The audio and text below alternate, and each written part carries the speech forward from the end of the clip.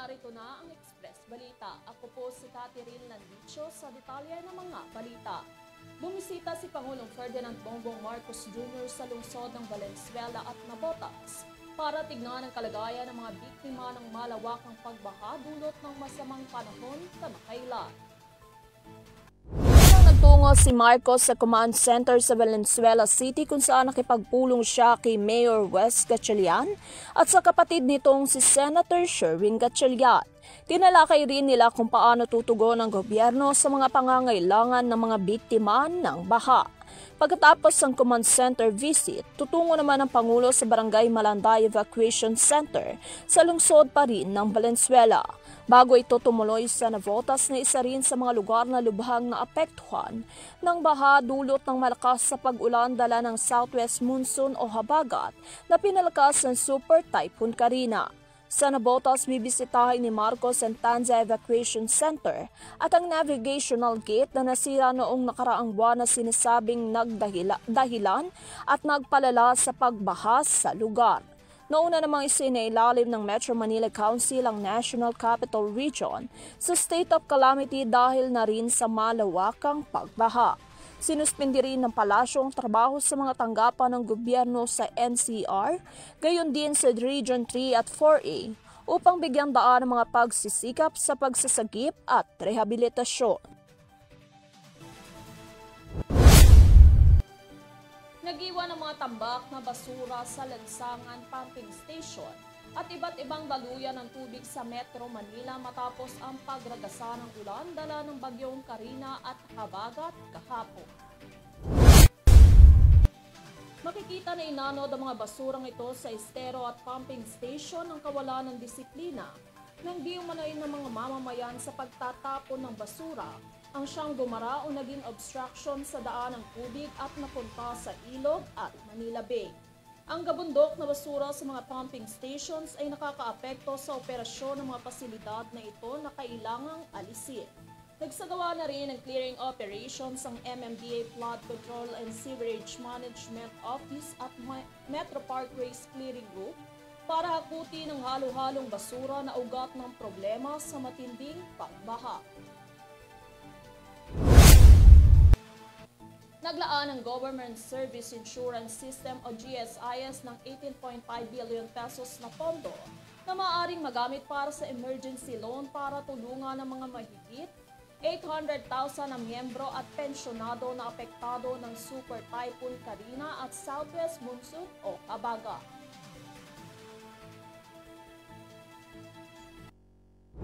Sinabi ng GSIS na ang emergency loan ay maaaring magamit ng 864,089 na mga miyembro at pensioners sa mga rehiyon na idineklara sa ilalim ng state of calamity dahil sa weather disturbance. Ayon pa sa pension fund na ang mga miyembro at pensioner ay maaaring mag-apply para sa emergency loan mula July 26, 2024 hanggang October 28 kasalukuyang taon. Batay pa rin sa GSIS na ang mga emergency loan program ay naglalayong magbigay ng agarang tulong pinansyal sa mga miyembro nito at mga pensyonado na naapektuhan ng mga natural na kalamidad. Anito na ang mga miyembro at pensioner na umiiral ng balanse sa kanilang emergency loan ay maaari humiram ng hanggang 40,000 pesos para maklear ang kanilang mga dating loan at makatanggap ng maximum net amount na 20,000 pesos. Ang mga walang existing loans naman ay maaaring mag-apply ng hanggang 20,000 pesos. Nagtatampok rin ang loan ng mababang interest rate na 6% kada taon at isang panahon ng pagbabayad sa loob ng 3 taon. Para maging kwalipikado naman sa emergency loan, sinabi ng GSIS na ang mga aktibong miyembro ay hindi dapat nasa unpaid leave, walang nakabinbin na administrative o legal cases, at nakagawa ng hindi bababa sa 6 na buwan ng pagbabayad ng premium bago ang pag-a-apply.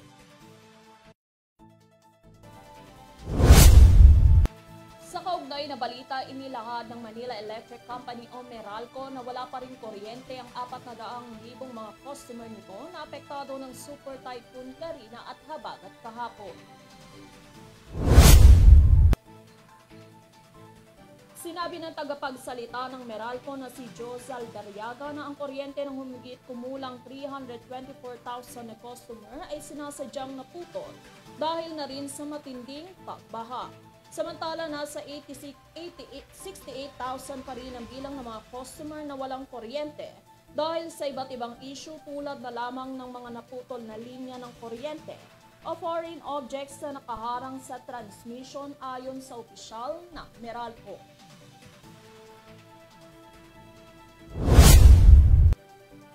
Samantala, idineklara ng state of calamity sa 4 pang lalawigan kasunod ng pananalasa ng habagat na pinalakas ng Super Typhoon Karina.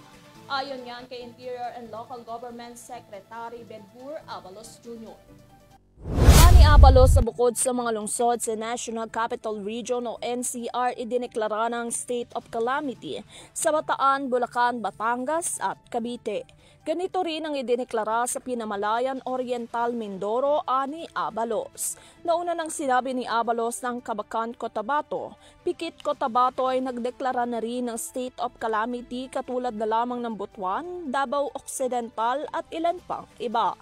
Noong Miyerkules, idineklara ng Metro Manila Council o MMC ang state of calamity sa NCR sa gitna ng malawakang pagbaha dulot ng habagat at Super Typhoon Karina.